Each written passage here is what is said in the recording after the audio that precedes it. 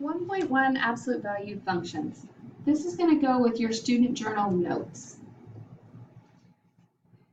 Note taking with vocabulary. So the first thing we want to talk about is what are the vocabulary terms we're going to be dealing with. The first one is an absolute value function. An absolute value function is a function that contains an absolute value expression. So it could be something that looks like f of x is equal to the absolute value of x plus 1. That would be an absolute value expression. And so that would be an absolute value function. The vertex is the point at which the graph changes direction. So in our exploration, we noticed that the graphs of all of these absolute value functions are v's. And right here is the vertex where it changes direction. The last thing we're going to talk about is vertex form. And that's an absolute value function written in the form f of x is equal to a times the absolute value of x minus h plus k. And we'll get into what each one of those do, and we'll talk about them a little more in a little bit. When we're looking at the absolute value function, the most important thing is that we understand in the beginning what the parent function of the absolute value graph looks like. So the parent function is when we have f of x is equal to the absolute value of x. So in order to look at that, we want to start with an xy table.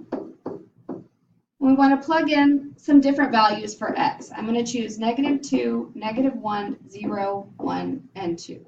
This is because I know that the parent function is symmetric about the y-axis where x is 0. So it makes sense to put that in the middle.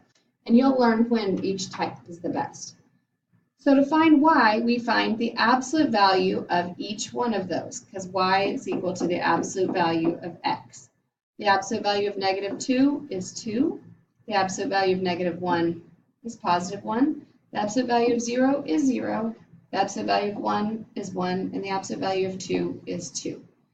If we plot these 5 points, we get these 5 points right here. And you can see that they make a V. You can see that there's a line of symmetry that comes through here, and we can tell that that line of symmetry is going to have to go through the vertex. And here's our shape of our graph. Okay? The absolute value form that we mentioned before is, the vertex form that we mentioned before is called vertex form because it tells us the vertex of the graph. H and K are the vertex of the graph. Notice that there's a minus sign in here, so you have to be aware of that. Let's say we have the function f of x is equal to 3 times the absolute value of x minus 2 plus 1. Well, if we look at this, h is going to be +2 and k is going to be +1. Remember I talked about there being this line of symmetry through the middle? Well, we said the line of symmetry has to go through the vertex, and so you can always write that line as x equals h. For our example, h was 2, so x equals 2. Let's do the first example of the extra practice together. It says that I want us to graph the function, compare the graph to the graph of f of x equals the absolute value of x. Remember that that's the parent function, and then we need to also describe the domain and range.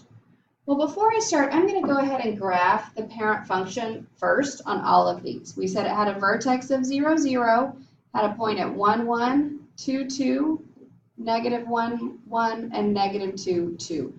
I'm going to go ahead and sketch in that parent function on each one of these graphs. That way, when I come back to work them, I know that the parent function is already there.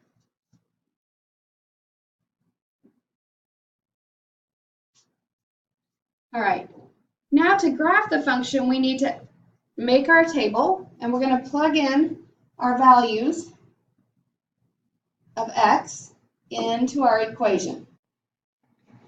So in order to do that, we're going to take our x and plug it in. So we're going to say half of the absolute value of -4.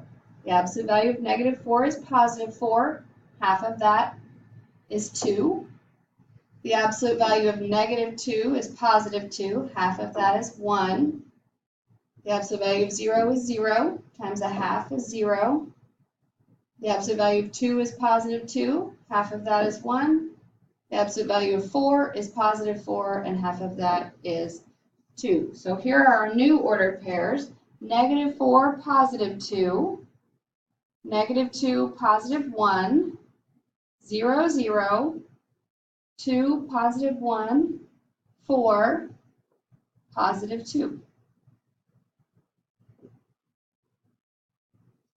The domain for this is going to be all real numbers. Any number of x could be plugged in there. But what do we notice about the range? Are there any negative values for y? No, y starts at 0 and it just goes up from there. So y has to be greater than or equal to 0. It asks us to compare the two graphs. And if you notice that these points for our black graph, our new graph, have come down. This is called a vertical shrink. If it had gotten narrower, that would have been a vertical stretch, and we'll get more into what each one of those things mean. Now I want you to go ahead and do 2, 3, and 4. Fill in the table, plot the points, and describe what you notice as a change.